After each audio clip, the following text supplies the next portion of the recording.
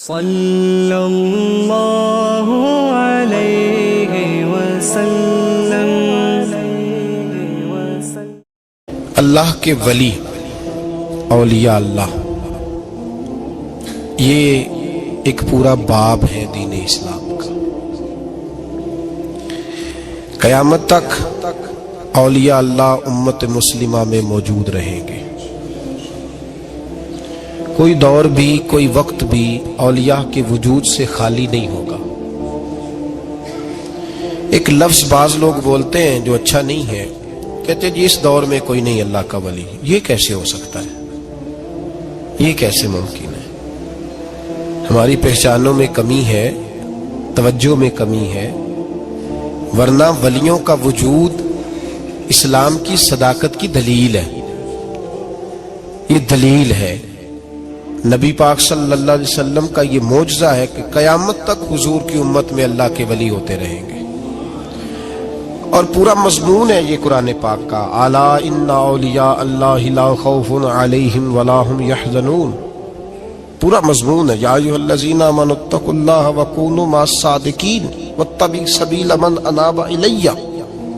پورا مضمون، جگہ جگہ اللہ کے ولیوں کی علامتیں، واتبعوا سبیل من اناب الی، اس کے پیچھے چل جو میرے پیچھے چل رہا ہے۔ اللہ فرما رہا ہے جو میری طرف رجوع کر رہا ہے تو اس کے پیچھے چل۔ یا ایھا الذین آمنوا اتقوا اللہ، اے ایمان والو اللہ سے ڈر جاؤ، وکونوا مع الصادقین، اور سچوں کی سنگت اختیار کرو۔ درجنوں آیات، فاسألوا اہل الذکر، فرمایا ذکر والوں سے پوچھ لیا کرو، ان کنتم لا تعلمون، اگر تمہیں علم نہ ہو تو پوچھ لیا۔ ہر نماز میں صراط الذین انعمت علیہم، ہر نماز میں کہہ رہا صراط الذین انعمت علیہم، یا اللہ ان لوگوں کے رستوں پہ چلا جن پر تو نے انعام۔ اور وہ کون ہے؟ قرآن نے کہا انعم اللہ علیہم من النبیین والصدیقین والشہداء والصالحین۔ اچھا، نماز کے اندر کہتا رہتا ہے ولیوں کے پیچھے چلنا ہے، یا اللہ چلا، باہر نکل کے مکر جاتا ہے، کہتا ہے مجھے خود قرآن حدیث آتا ہے۔ اور یہ اب ایک تو تھے نا پہلے کچھ لوگ جن کے نظریات میں فرق تھا، اب اپنے بہت سارے لوگ کہتے چھوڑو کیا ضرورت ہے۔ بھئی پورا مضمون ہے قرآن پاک کا اللہ کے ولی، پورا ایک مضمون ہے، حدیث کا پورا باب ہے۔ آج میں صفات اولیاء عرض کرنے لگا ہوں، پہلے یہ تو سمجھ لینا جن سے پیار کرنا ہے وہ ہوتے کس طرح کے ہیں۔ آج یہ سمجھ لیں کہ ولی بنیادی طور پر ہوتا کون ہے۔ ایک ہے میں کہوں کہ ولی فلاں ہوتا ہے، ایک ہے کہ کوئی بزرگ کہیں، اور اس سے تھوڑا آگے بڑھیں تو اگر صحابی بتائیں پھر تو کیا ہی بات ہے، اور اگر بالکل ہی ہم اتھارٹی پہ جانا چاہیں بنیاد پہ تو بہتر نہیں ہمیں خدا بتا دے اور محمد مصطفیٰ بتا دے صلی اللہ علیہ۔ یہ سب سے مضبوط بات نہیں؟ کیا خیال ہے؟ 100 گلاں تے سرے تے گنڈ۔ بھئی پوچھو ہی نہ کسی سے، ڈائریکٹ قرآن پاک سے پوچھ لو ولی کون ہوتے ہیں۔ صحیح ہے؟ اج گل مکدی نہ مکائیے، ضرورت ہی نہ رہے۔ ایک کہتا میں بابا صاحب سے سنا ہے، دوسرا کہتا میں نے خواجہ صاحب سے سنا ہے، تیسرا کہتا میں نے فلاں صاحب سے سنا ہے۔ بھئی ضرور، کوئی عرض نہیں، یہ سارے لوگوں کی بات سارا آنکھوں پہ، پر جو بات اللہ بیان فرمائے، جو بات اللہ کا قرآن بیان فرمائے وہ سب سے مضبوط ہے کہ نہیں؟ تو قرآن نے ولیوں کی علامت بیان کی۔ سورہ توبہ ہے، آیت نمبر 112 ہے، 11واں سپارہ ہے، گھر جا کے پڑھیں۔ اللہ فرماتے ہیں ولی کون ہوتے ہیں، میرے کامل بندے کون ہوتے ہیں۔ اللہ فرما رہا ہے التائبون، اللہ کے ولیوں کی پہلی علامت یہ ہے کہ وہ توبہ کرنے والے ہوتے ہیں۔ توبہ کا لغوی معنی ہے رجوع کرنا، یعنی وہ اللہ کی طرف توجہ کرنے والے ہوتے ہیں۔ التائبون العابدون، وہ توبہ کرنے والے ہوتے ہیں اور عبادت کرنے والے ہوتے ہیں۔ پھر فرمایا العابدون الحامدون، وہ یہ آپ نے غور سے سننی ہے بات، خاصی توجہ کرنی ہے، یہ قرآن پاک ہے نا جی، یہ سب سے توجہ والا معاملہ ہے، خاص غور کریں۔ اور رٹا ختم کرنے لگا ہوں آج، جو قرآن پاک بیان کرے اس پہ اتفاق کرنا چاہیے کہ نہیں؟ کرنا چاہیے نا اتفاق۔ ضروری بات ہے نا جی. تو یہ ہمارے پاس قول فیصل ہے اللہ کی کتاب. ہمیں باہر جانے کی ضرورت. کسی نے ٹال والا ولی سمجھ لیا ہے, کسی نے گال والا ولی سمجھ لیا ہے, کوئی ولی بنا کے بیٹھ گیا ہے, کوئی بنا کے. جاہل مطلق, پرلے درجے کے جاہل لوگ, دین کی روح ابجد کا نہیں پتا, اور مصیبت گلے میں ڈالی ہوئی ہے. پتہ نہیں کیا مائنڈ سیٹ ہے لوگوں کا بھی, کس طرح لوگوں کو قابو کرتے ہیں این فرائض چیزوں پہ. اب یہ ملنگوں نے پکا رٹا لگایا, کہتے ہیں مولویاں کو نہ جایا جائے. اور میں کہتا رہتا ہوں, میں بھی اس مولوی کے خلاف ہوں جو مولوی دینداری نہیں کرتا, دنیا داری کرتا ہے. پر مولوی کا معنی مولا والا, کیا ترجمہ ہے؟ عجیب تو آدمی ہے, پکا رٹا. وہ ہمارے سندھ کے راجے مہاراجے سائیں, پنجاب کے وڈیرے اپنے گاؤں میں سکول نہیں بننے دیتے تھے, اس لیے کہ وہ کہتے تھے اگر ان کے بچے پڑھ گئے نا تو ہماری بھینسوں کو چارہ کون ڈالے گا. اسی طرح یہ جو پیر ہے نا آج کل کے, یہ علماء کے پاس نہیں جانے دیتے, کہتے ہیں انہوں نے پتہ لگ گیا تو سانو مننا ہی کو نہیں ہے نا, لہذا ان کو دور دور رکھو تاکہ یہ کہیں ایسا نہ ہو کہ ہم سے پیچھے. ادھر تسی بابا دھیانے لایا ہے کہانیاں سنا سنو کے. اب تو لوگ دین بھی قوالوں سے سیکھتے ہیں, قوالوں سے معاذ اللہ, اور ایسے ایسے کفر ہے معاذ اللہ ثم معاذ اللہ. تو جو قرآن بیان کرے وہ ہمارے لیے سب سے بہتر نہیں. قرآن مجید نے کہا التائبون العابدون, توبہ کرنے والے, عبادت کرنے والے, حامدون, اللہ کی حمد کرنے والے, سائحون, روزے رکھنے والے. کون جی؟ ولیوں کی علامتیں, روزے رکھنے والے. راکعون ساجدون, رکوع کرنے والے اور سجدے کرنے والے, رکوع کرنے والے اور سجدے کرنے والے. بس توبہ کی, رکوع کیا, سجدہ کیا, نماز پڑھی, عبادت کی, یا اللہ کافی ہے؟ فرمایا نہیں. الآمرون بالمعروف, نیکی کا حکم دینے والے, والنہون عن المنکر, اور برائی سے روکنے والے, میدان میں رہنے والے, میدان میں. والحافظون لحدود اللہ, نیکی کا حکم دینے والے, برائی سے منع کرنے والے, اور اللہ کی حدوں کی حفاظت کرنے والے. اللہ کی حدوں کی یہ علامتیں بیان کر کے کہا وبشر المومنین, محبوب اپنے ان غلاموں کو میری رضا اور جنت کی خوشخبری سنا دے. محبوب یہ جو تیرے غلام ہیں نا جن میں یہ صفتیں پائی جاتی ہیں, ان کو میری رضا اور جنت کی. یہ توبہ کرنے والے, پھر فرمایا عبادت کرنے والے, اللہ کی حمد کرنے والے, رکوع کرنے والے, سجدے کرنے والے, نیکی کا بولیے اور برائی سے من, اور اللہ کی حدوں کی. محبوب انہیں خوشخبری دو جنت کی. انہیں توبہ. ولی وہ والی توبہ نہیں کرتے جو ہم توبہ کرتے ہیں شب برات کی ساری رات استغفر اللہ, یا اللہ معاف کر دے, چیخوں کی آوازیں مسجد میں, ہر مسجد سے رونے کی آواز. پکی سچی توبہ کر کے شیخ آئے اور دکان پہ جا کے سویرے جھوٹ بولنا شروع کر دیے. یہ کون سی توبہ ہے؟ یہ مذاق ہے. ساری رات روتا رہا ہے, سویرے دفتر کھولا ہے, فراڈ شروع کر دیا. تم نے توبہ کی ہے؟ حد ہو گئی بھائی, یہ والی توبہ نہیں. ایک توبہ میرے نبی پاک بھی کیا کرتے تھے. بھائی توبہ تو ہے رب سے رشتہ بنانے کا نام. میرے نبی پاک بھی ایک توبہ کرتے تھے. بخاری مسلم میں حضور نے فرمایا میں ایک دن میں 100 مرتبہ استغفار کرتا ہوں. اس کا کیا مطلب تھا؟ امت کو تعلیم دینے کے لیے. یہاں تو میری طرح کے بہت سارے لوگ جب گفتگو کرتے ہیں تو لگتا ہے اپنے آپ کو بڑا پرہیزگار سمجھتا ہے. بہت سارے لوگ, کبھی کسی کو تکلیف تو نہیں دی, میں نے تو کبھی کسی کا برا نہیں چاہا. جب ہم بات کر رہے ہوتے ہیں تو صرف ہم نیک ہوتے ہیں. اللہ کے بندوں کا یہ طریقہ, ان کا یہ سٹائل نہیں, یہ طریقہ نہیں. حضرت امام احمد بن حنبل فرماتے میں غلام خریدنے گیا,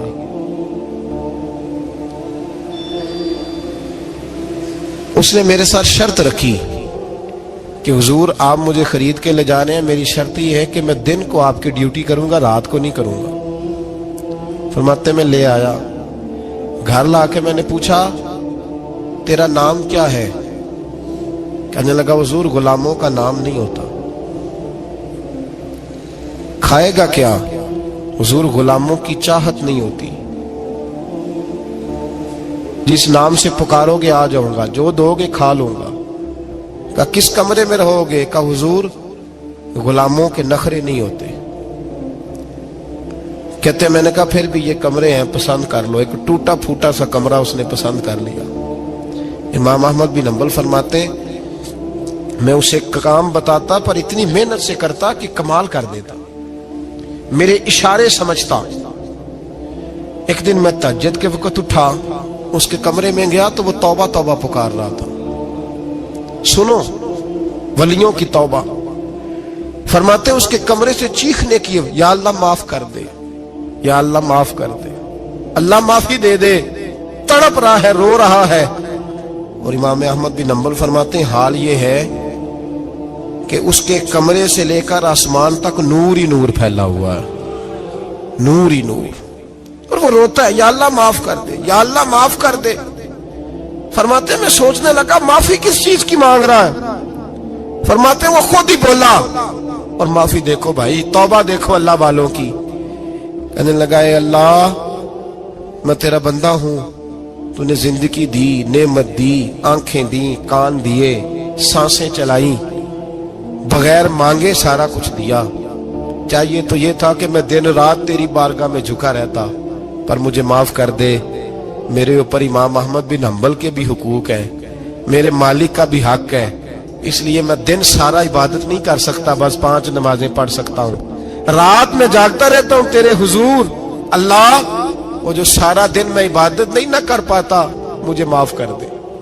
खुदाया मेरी गलती माफ कर दे, अल्लाह मुझे बख्श दे। और राती सारी कर कर जारी, नींद अखा थी धोंदे, फजरे ओही गुनाहगार का आवन। सब तो नहीं, या अल्लाह चाहिए था मैं 24 घंटे सजदे करता, बख्श दे, ये मेरी खता माफ कर दे। सावन की काली रातों में जब बूंदाबांदी होती है, वो रातों को उठ उठ रोते, जब खलकत सारी सोती है। और दरवेश कहने लगे रात पवे ते बेदर्दानू, नींद प्यारी आवे, दर्द मंदानू याद सज्जन दी, सुते अमियान जगावे। या अल्लाह माफ कर दे, मैं सारा दिन सजदे नहीं कर पाता, सारा दिन लंबी न माफी दे दे। ये तौबा है अल्लाह वालों की। इमाम अहमद बिन हंबल फरमाते फजर के वक्त वो मेरे साथ मस्जिद गया, मैंने उसका चेहरा देखा, मैं उसको कोने में ले गया। मैंने कहा जा तू अल्लाह की रिजा के लिए आजाद है, जा मैं अपने हक माफ करता हूं, मकान तेरे पास रहेगा, खाना तुझे मिलेगा, तू आजाद है।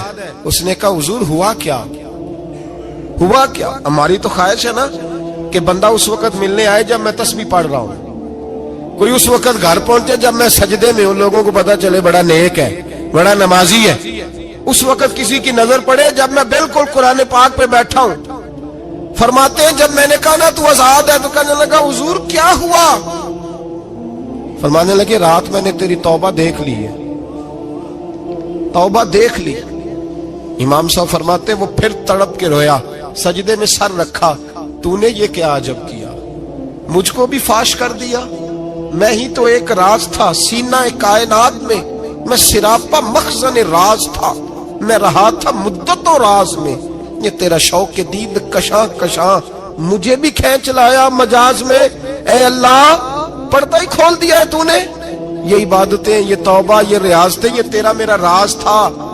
अल्लाह तूने पर्दे ही खोल दिए, मेहरबानी कर मुझे पर्दा पोशी अता फरमा। अल्लाह माफ कर दे, मुझे पर्दा पोशी अता कर। हजरत इमाम अहमद बिन हंबल फरमाते हैं सजदे में ही उसने बुलंद आवाज से अल्लाहु अकबर कहा, फिर वो गिरा, उसकी रूह परवाज कर गई, परवाज कर गई, चला गया, रुखसत हो गया। ये आशिक का जनाजा है, जरा धूम से निकले, महबूब की गलियों से जरा घूम के निकले। ओ भाई इस बात पे भी तौबा है कि या अल्लाह मैं सारा दिन नफल नहीं, ये अल्लाह के वलियों की तौबा है। सारा कुछ कर करा के ना, सारा कुछ कर करा के फिर भी माफी, ड्यूटियां करके सारी फिर भी माफी, या अल्लाह माफ कर दे। सारा दिन इबादत करके फिर भी कहते अल्लाह बख्श दे। वो नेकोकार होने के बावजूद तौबा करते हैं, यहां गुनाहगार डटे हुए, डट गए। तौबा बंदे को अल्लाह के करीब कर देती है। ہم لوگ کہتے ہیں گناہ ہوں گے تو توبہ کریں گے نا، اور ہمارے زمانے میں تو گناہ گار ہے ہی نہیں، سارے نیکوکار ہیں اللہ ماشاء اللہ۔ گناہ گار ہوں گے تو توبہ کریں گے۔ کئی دفعہ نا ہمارا بھائی ناراض ہو جاتا ہے، دوست ناراض ہو جاتا ہے، تو وہ جب ناراض ہوتا ہے نا بہت زیادہ بولتا نہیں، تو ہم پھر قریب جاتے ہیں، اس کو پوچھتے ہیں کیا بات ہے، کیوں ناراض ہے، ادھر دیکھیں میری طرف، کیوں ناراض ہے، کیا ہوا؟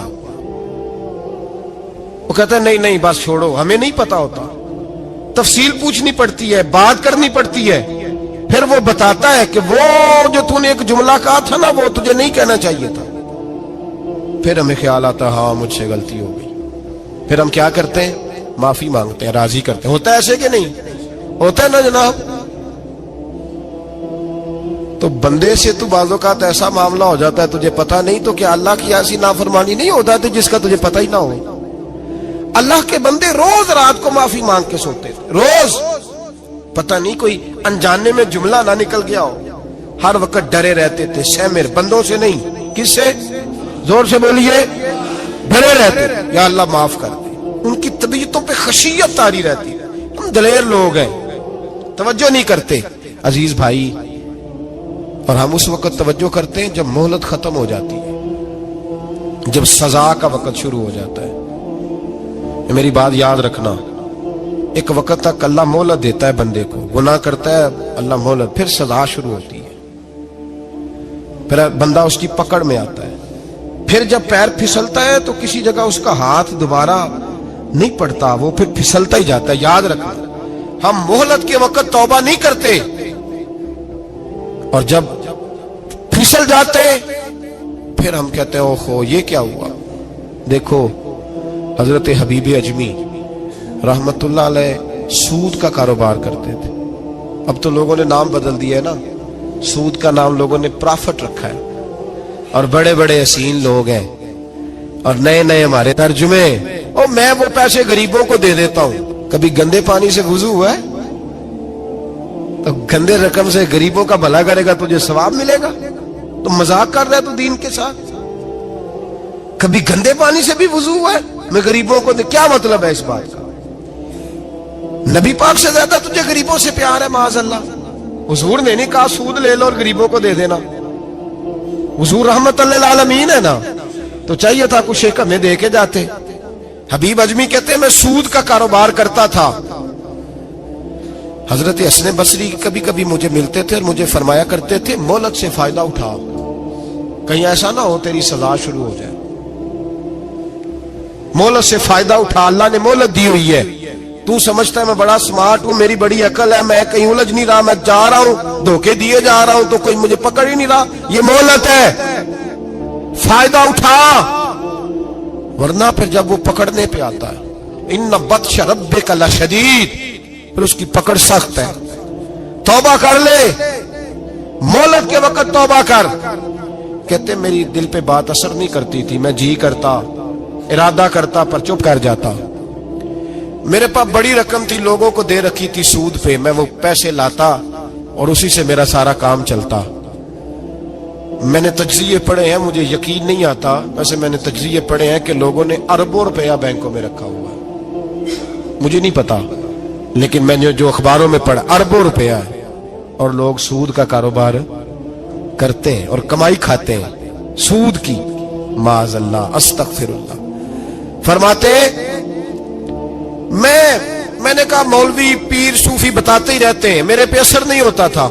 فرماتے ایک دن نا ایک بندے کی گوشت کی دکان تھی، اس سے میں نے سود لینا تھا، میں اس کی دکان پہ گیا، پیسے رکھ، اس نے کہا یار مہلت دے، نہیں ہے، کہا ادھر پیسے رکھ، یار نہیں تیری مہربانی، کہا چل پھر اتنے کلو گوشت اتار، لیکن پیسے پھر بھی باقی ہیں سود والے۔ کہتے ہیں وہ گوشت میں اتار کے لایا، میری بیوی بھی مجھے روز سمجھاتی تھی کہ باز آ جا۔ کہتے ہیں میں گوشت گھر لایا، حضرت بی اجمی کہتے ہیں میری بیوی نے پکانے کے لیے ہنڈیا چولہے پہ چڑھائی، اور ابھی اس نے مسالہ ڈال کے اس کے اندر چمچہ گھمایا ہی تھا کہ وہ سارا خون بن گیا۔ میری بیوی چلائی، کہنے لگی جلدی آ، تو بھی برتن لا، بچے بھی بلا، میں بھی بیٹھتی ہوں، یہ خون بن گیا جو تو غریبوں کا نچوڑ کے لایا تھا، آج خون پیئیں گے سارے، آ جا۔ کہتے ہیں اب میرے ذہن میں بات گونجی حضرت حسن بصری کی کہ وقت پہ توبہ کر لے کہیں تیری سزا نہ شروع ہو جائے، مہلت کے وقت توبہ کر کہیں سزا نہ شروع ہو جائے، آج بچ جا۔ فرماتے آواز گونجی، میں سمجھ گیا کہیں سزا تو نہیں شروع ہو گئی، میں تڑپا، بچے گود میں بٹھا کے میں کھل کے رویا۔ میں نے اپنی بیوی سے کہا آج کے بعد نہیں کرتا، کہنے لگی جا پھر، توبہ پہ قائم وہی رہتا ہے جو کسی ولی کے لڑ لگ جاتا ہے، تو ادھر توبہ ادھر ٹوٹ جاتی ہے، جا کسی کے ہاتھ میں ہاتھ دے تاکہ تو توبہ پہ قائم رہے، تاکہ وہ تیری بیٹری چارج کرے، تیرے ایمان کو حرارت دیتا رہے۔ کہتے میں نکلا گھر سے حضرت حسن بصری کے پاس توبہ کرنے، ابھی میں رستے میں تھا تو چھوٹے چھوٹے بچے کھیل رہے تھے۔ فرماتے ہیں بچے کھیل رہے تھے، ایک بچہ پکارا، کہنے لگا پیچھے ہٹ جاؤ، پیچھے ہٹو، بہت بڑا سود خور ہے یہ، ایسا نہ ہو اس کا سایہ ہم پہ پڑے تو ہم بھی نحوست والے ہو جائیں، پیچھے ہٹ جاؤ۔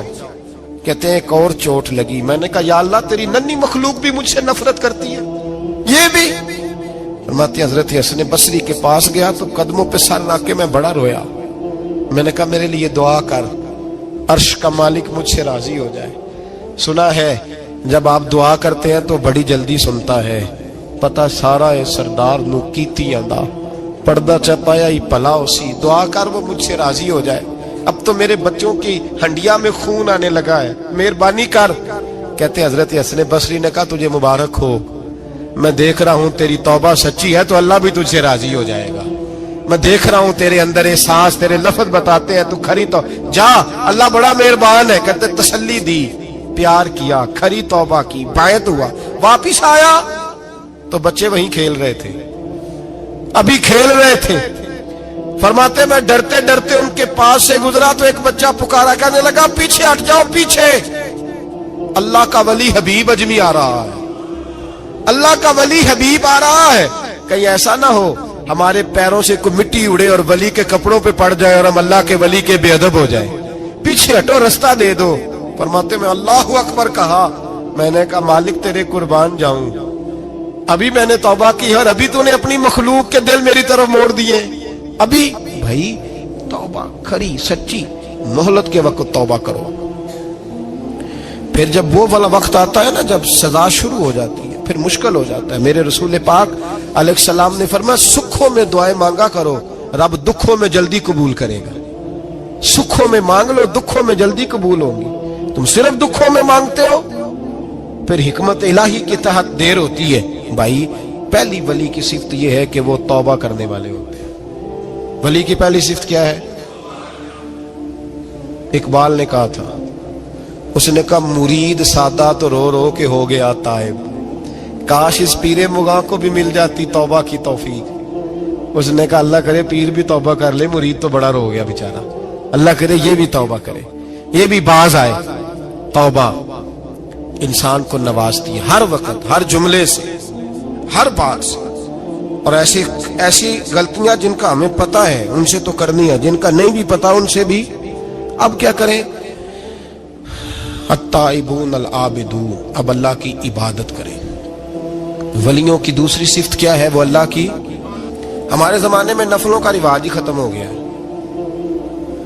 عصر کی پہلی چار سنتے ہیں، عشاء کی کتنے فیصد لوگ پڑھتے ہیں؟ ہمارے بزرگوں کا طریقہ تھا گھروں میں حجرے مخصوص ہوتے تھے، نبی پاک صلی اللہ علیہ وسلم نے فرمایا گھر کو قبرستان نہ بناؤ، کچھ نوافل گھروں میں بھی پڑھا کرو۔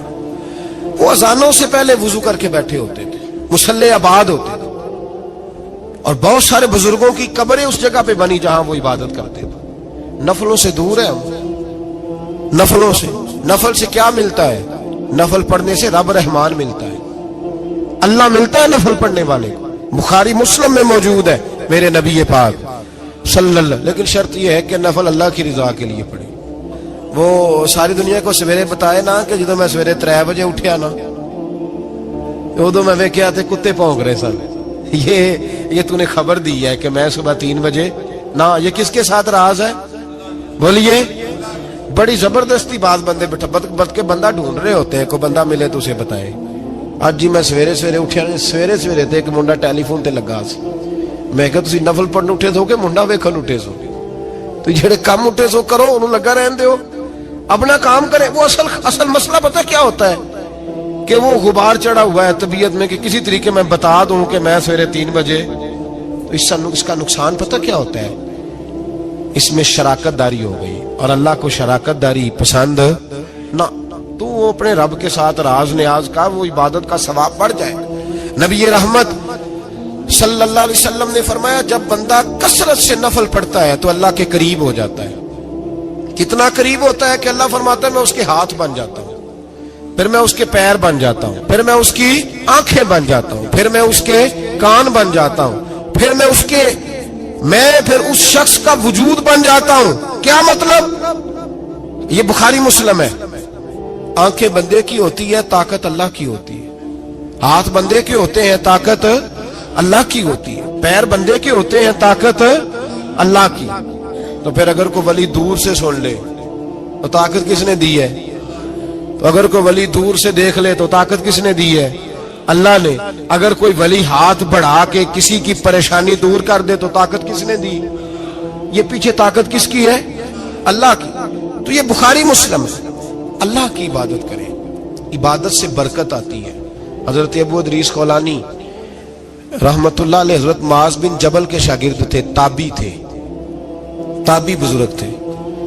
فرماتے ہیں کہ میں جب سے حضرت معاذ بن جبل کی صحبت میں بیٹھا نا تو برے کاروباروں سے میری طبیعت تو چاٹ ہو گئی. کئی کاروبار میں دیکھتا تو جھوٹ بولنا پڑتا, اس میں بڑا کچھ کرنا پڑتا, تو مجھے ڈر آتا.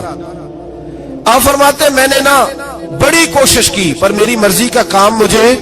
صوفی کاہل نہیں ہوتے, سست نہیں ہوتے, جھوٹ نہیں بولتے. فرماتے ہیں میرے اندر طاقت تھی کہ میں حلال کما کے بچوں کو کھلاؤں, پر میری مرضی کا کام نہیں ملتا تھا. حد ہو گئی. اور جب انسان نیکی کی طرف آتا ہے تو کچھ نہ کچھ آزمائشیں ضرور آتی ہیں, یہ پکی بات ہے, پکی بات. جب وہ غلط ملت کر رہا ہوتا ہے تو اس کو لگتا ہے سارا کچھ صحیح ہے, جب سیدھا ہوتا ہے تو بہت ساری پریشانیاں بھی ضرور آتی ہیں. یہ مزاج ہے دین کا. آپ فرماتے ہیں میں پریشان رہنے لگا, حالات خراب ہونے لگے, آزمائش سخت ہونے لگی, کاروبار بند ہو گیا, کام ہی کوئی نہیں ملتا تھا.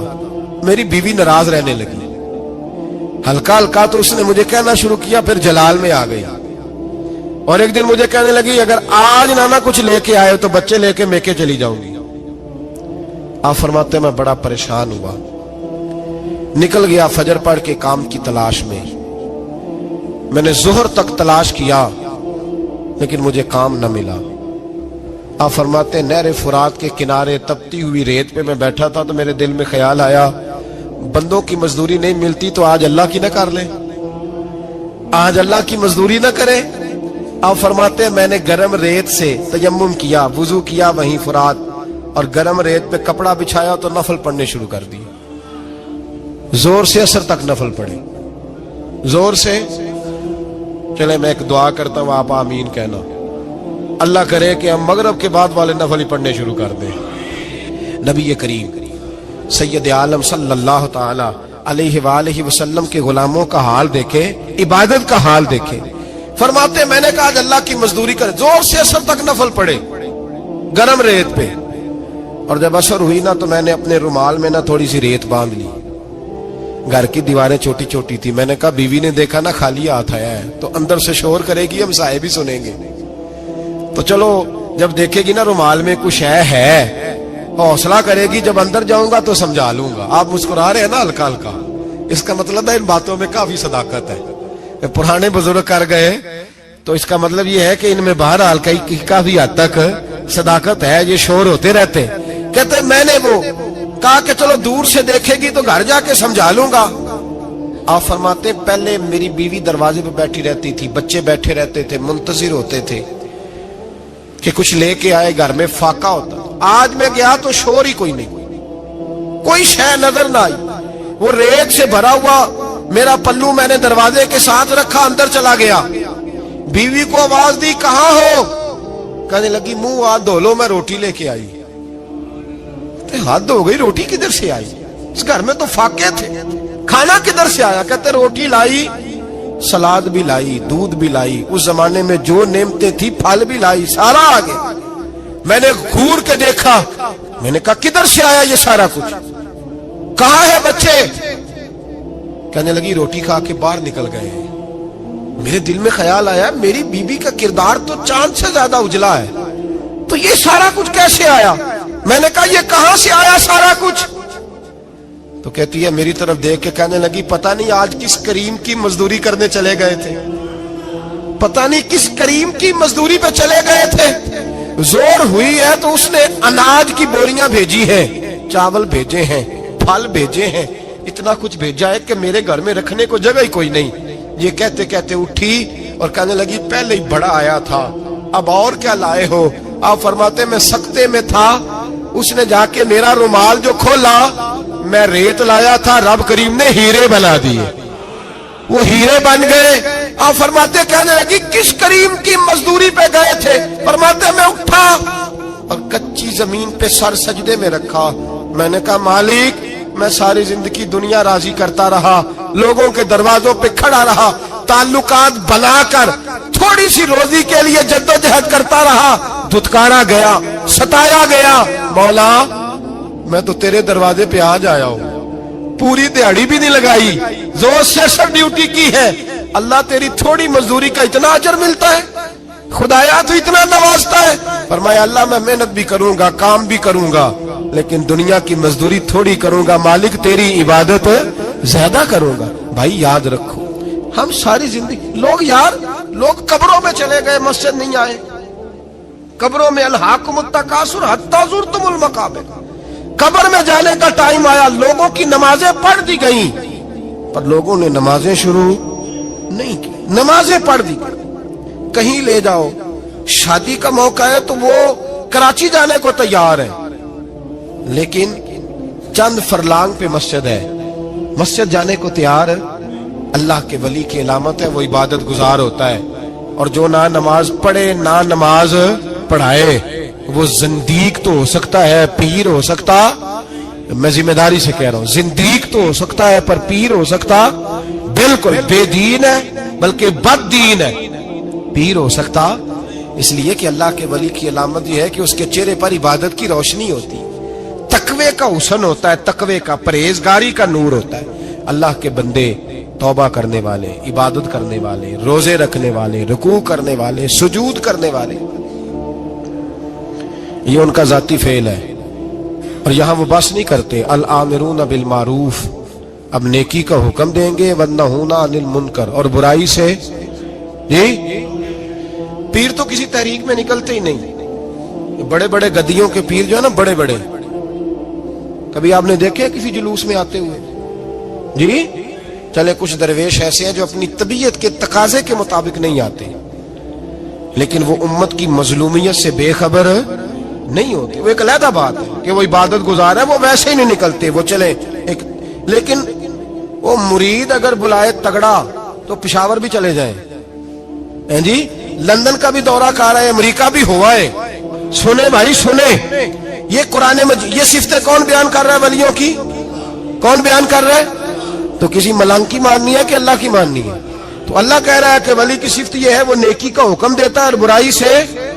پیر صاحب امریکہ چلے جاتے ہیں، لندن یورپ چلے جاتے ہیں، لیکن کسی تحریک میں نہیں، کسی میں نہیں۔ ناموس رسالت کی بات آئی، پیر سوئے رہے۔ کون تھے سڑکوں پہ؟ پیر تھے کہ مولوی تھے کہ نعت خواں تھے؟ قوال تھے جن کو سرمایہ کھا گئے جو سارا ہمارا، یہ لوگ تھے؟ تحریک ختم نبوت میں ڈنڈے کس نے کھائے؟ علماء نے۔ غازی ممتاز حسین قادری کی تحریک چلی تو سڑکوں پہ کون نکلا؟ تحریک ختم نبوت۔ بتاؤ نا کسی پیر کا بیان دکھاؤ مجھے جس نے کہا ہو۔ تھک گئے گلے، ہماری ریکارڈنگیں لا لا کے لوگ ہمیں سناتے ہیں، کہتے ہیں جناب آپ کی سخت تقریریں نوٹ ہو رہی ہیں اور سوشل میڈیا پہ دور دور جا رہی ہیں، تھوڑی احتیاط کریں۔ میں نے کہا یار کس طرح احتیاط کریں، کیسے احتیاط کریں؟ جس کتے کو اس کا مالک 4 روٹیاں ڈالتا ہے وہ ساری رات آوازیں دے دے کے گزار دیتا ہے کہ میں کسی کو اندر نہیں آنے دوں گا۔ ہم نے تو ساری زندگی رسول اللہ کا کھایا ہے، تو تیرے کہنے پر خیال کریں، تیرے کہنے پر یہ کیسے ہو سکتا ہے؟ کتا نہیں کر رہا نمک حرامی اور تو ہمیں مشورہ دے رہا ہے؟ جنہ تنا وچ عشق نہ رچیا کتے ہونا تھی چنگے، اور مالک دے کر راکھی کر دے صابر بھوکے ننگے۔ ہم سے کوئی آدمی نرمی کی امید نہ رکھے، تم غیرت ایمانی کو للکارو، ہم چپ کر کے بیٹھے رہیں؟ ختم نبوت کی بات کرو ہم خاموش رہیں, ناموس رسالت کی بات کرو ہم خاموش رہیں. دین فروش اور ہوتے ہیں اور دین کے چوکیدار اور ہوتے ہیں. اور اگر آؤ گے نا کبھی منہ ڈال لے دین کے معاملے میں تو چوکیدار تمہارا مقابلہ کریں گے. اگر مار نہ سکے تو مار ضرور جائیں گے انشاءاللہ تعالی. یہ ارادہ ہے اور یہ وعدہ ہے انشاءاللہ تعالی. مار نہ سکے تو مار, ہاں یہ یاد رکھو. کوئی آدمی ہم سے کمزوری کی امید نہ کرے, جسے زندگی ہو پیاری وہ یہیں سے لوٹ جائے. میرے قافلے میں شامل کوئی کم ظرف نہیں ہے. حضرت بایزید بستامی رحمت اللہ, ایک بچہ تپلا سرنگی بجا رہا تھا, حضرت گزرے, اس کے ہاتھ میں بانسریاں بھی تھی. فرمانے لگے بند کر بند کر, میں نہیں بجانے دوں گا, میری موجودگی میں تو بجا ہی نہیں سکتا, میں نائب ہوں اپنے نبی پاک کا, اور حضور صلی اللہ علیہ وسلم کے سامنے کوئی برائی کر نہیں سکتا تھا. نبی کا منصب ہوتا ہے وہ منع کرتے ہیں, اگر نبی منع نہ کرے تو وہ چیز جائز ہو جاتی ہے, حدیث تقریری بن جاتی ہے, اصول میں آ جاتی ہے. فرمایا حضرت بند کر. اس نوجوان نے وہ باجا اٹھایا اور حضرت بایزید کے سر پہ دے مارا. آپ کا سر بھی پھٹ گیا, باجا بھی ٹوٹ گیا. حضرت بایزید علیہ الرحمہ گھر گئے. گھر جا کے 2 گھنٹے کے بعد حلوہ پکایا, خادم کو بلایا, فرمایا اس کے گھر جا, یہ تھوڑے سے پیسے دے آ, اس کا باجا ٹوٹ گیا, اس کا نقصان ہو گیا ہے, اسے نقصان کے پیسے دے اور حلوہ دے آ, اس کا دل راضی ہو جائے.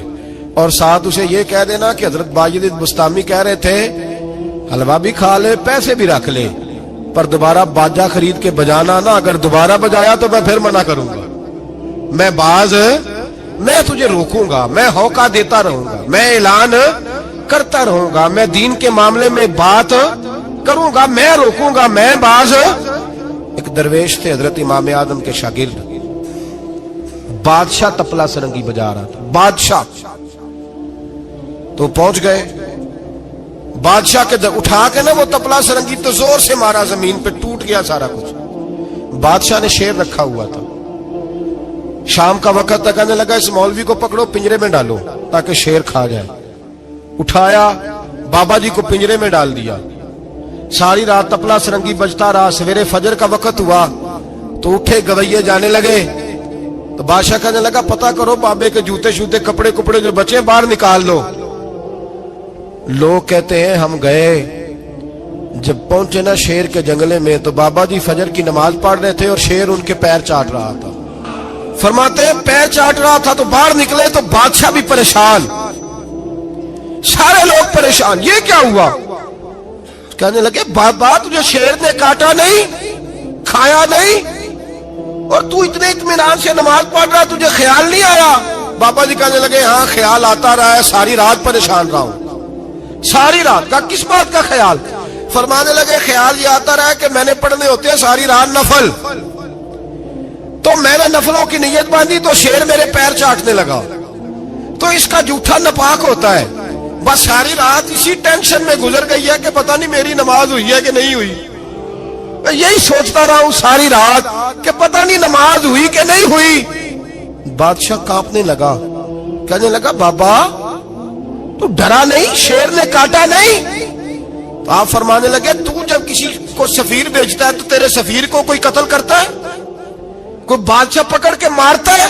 کہا نہیں. فرمایا کیوں؟ کہنے لگا اسے پتا ہے بادشاہ کا نمائندہ ہے. آپ فرمانے لگے بادشاہوں کے نمائندے تگڑے ہوتے ہیں, میں تو رب کریم کا دوست ہوں, تو جس رب کریم کے دین کے لیے میں نکلا ہوا مجھے لوارس چھوڑ دے گا, میری پرواہ نہیں کرے گا؟ میں خبردار, آج کے بعد اگر تو نے غیر شرعی حرکت کی تو پھر تجھے ٹوکوں گا, پھر تجھے روکوں گا, پھر تجھے منع کروں. اللہ کے ولی میدان عمل میں رہتے ہیں, وہ ناجائز چیز سے روکتے. یہ پتہ ہے زیادہ مجمع کیوں لگتے ہیں, زیادہ درباروں پہ رش کب پڑتا ہے؟ اس وقت پڑتا ہے جب جو آتا ہے نا اس کو جی کہا جاتا ہے, لنگر, بس تیرا کام ہو جائے گا, تیری شفا ہو گئی, تیرا بیٹا ہو گیا, تو رش ہو جاتا ہے. جو آنے والے کو کہے نا پہلے نمازیں پر 5, داڑھی رکھ, دین سیکھ, اللہ اللہ کر, وہاں رش نہیں ہوتا. کہتے پیر صاحب کی تو کرامت ہی کوئی نہیں, تو مولوی ہیں, تو سیدھی سیدھی نمازیں پڑھا رہے ہیں. رسول پاک سید عالم صلی اللہ علیہ وسلم کے دین کا نمائندہ ہوتا ہے اللہ کا ولی, وہ ساری زندگی اللہ کی حدود کے قیام کے لیے جدوجہد کرتا ہے۔ امام احمد بن حنبل نے جیل کاٹی ہے، امام احمد بن حنبل نے جیل کاٹی۔ آپ فرماتے ہیں بادشاہ وقت نے اس کو، میں نے غلطی پہ روکا تو مجھے قید کر لیا، اور قید کیا جب اس نے تو جیل کاٹی، اتنی جیل کاٹی، اتنی جیل کاٹی، اتنے کوڑے مارے کہ امام احمد بن حنبل کا سارا وجود خون سے بھر گیا، کپڑے سارے خون سے آلودہ ہو گئے۔ ایک شخص امام صاحب سے کہنے لگا جب آپ واپس آئے نا رہا ہو کے، کہنے لگا حضور اتنی مار کھائی آپ نے، اتنی، نہ بادشاہ کو روکتے تو کیا ہوتا؟ وہ شخص کہتا ہے میں نے امام صاحب کے وہ کپڑے، وہ کرتا خون سے بھرا ہوا پڑا ہوا تھا۔ امام صاحب کہنے لگے چل تو چھوڑ، مجھے کیا ملا نہیں ملا، یہ میرا ذرا کرتا تو اٹھا کے رکھ، کرتا تو اٹھا کے سینے سے لگا کندھے پہ رکھ۔ کہتے امام صاحب کا خون سے بھرا ہوا کرتا میں نے جو کندھے پہ رکھا تو مجھے رسول پاک کا دیدار نصیب ہو گیا۔ تو امام صاحب فرمانے لگے تو نے تو ابھی کرتا رکھا ہے تو دیدار ملا ہے، مجھے پوچھ جب میں رسول اللہ کے نام پہ مار کھا رہا تھا تو کتنے جلوے مجھے نصیب ہوئے، مجھے پوچھ کتنے جلوے میں نے دیکھے ہیں۔ تو اللہ کے بندے حدود اللہ کے محافظ ہوتے ہیں۔ زندگی میں کئی دفعہ لوگ نہیں مانتے۔ داتا صاحب نے لکھا ہے حضرت ذوالنون مصری رحمت اللہ علیہ کو مصر کے لوگوں نے نہیں مانا، چونکہ آپ جو بندہ بھی ناجائز کام کرتا تھا منع کرتے تھے، لوگوں نے نہیں مانا۔ مانتے اس کو ہیں لوگ جو ہاں میں ہاں ملائے، جو تابع دار ہو کے رہے، اس کو ذوالنون مصری کو نہیں مانا۔ فرماتے مانا لوگوں نے اس دن جس دن ان کا جنازہ اٹھا۔ کیوں؟ جب حضرت ذوالنون مصری کا جنازہ اٹھا تو گرمی بڑی سخت تھی، سخت گرمی تھی۔ داتا صاحب نے کشف المعجوب میں لکھا ہے کہ پرندے کتار در کتار آئے اور جناب ذوالنون مصری پہ سایہ کر دیا، سایہ ہو گیا، ٹھنڈ ہو گئی۔ اوہو، لوگوں نے کہا تو ولی کامل تھا، تو ایک عام مولوی سمجھ کے ساری زندگی پیچھے رہے، تو کامل تھا۔ کہتے ہم لوگ دوڑے، رش ہو گیا جنازے میں، اور جنازے کے بعد اب لوگوں نے ارادہ کیا کہ زیارت کرتے ہیں۔ تو جب حضرت کا چہرہ اٹھایا تو ان کی پیشانی پہ لکھا تھا ھذا حبیب اللہ، یہ اللہ کا محبوب ہے، مات فی حب اللہ، یہ اللہ کی محبت میں مر گیا ہے، یہ محبوب ہے اللہ۔ ساری زندگی ان لوگوں نے پیغام حق دیا، اور جس کو جو نہیں مانا اس کو دعا دی، دعا دی۔ حضرت ذوالنون مصری کے بارے میں داتا صاحب نے لکھا ہے کہ آپ راوی میں دریا میں جا رہے تھے،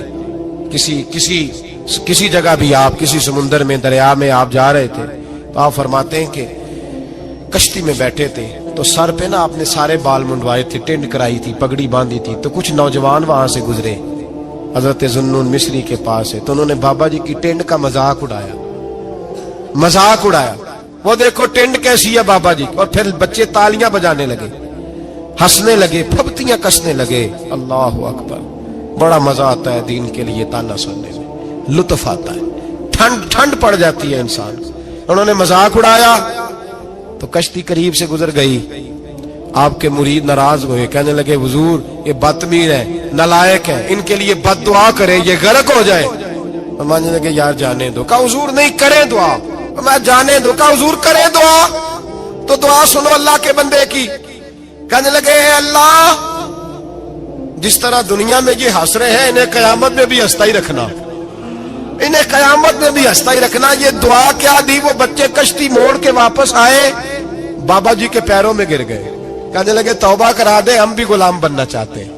میرے رسول پاک سے صحابہ نے احد کے میدان میں کہا تھا یا رسول اللہ ان کے لیے دعائے ضرر کریں، تباہ ہو جائیں، انہوں نے آپ کو پتھر مارے، تو نبی پاک نے کہا اللہم اہد قومی فانہم لا یعلمون، یا اللہ میری قوم کو ہدایت دے دے، یہ جانتے نہیں یہ کیا کر رہے ہیں۔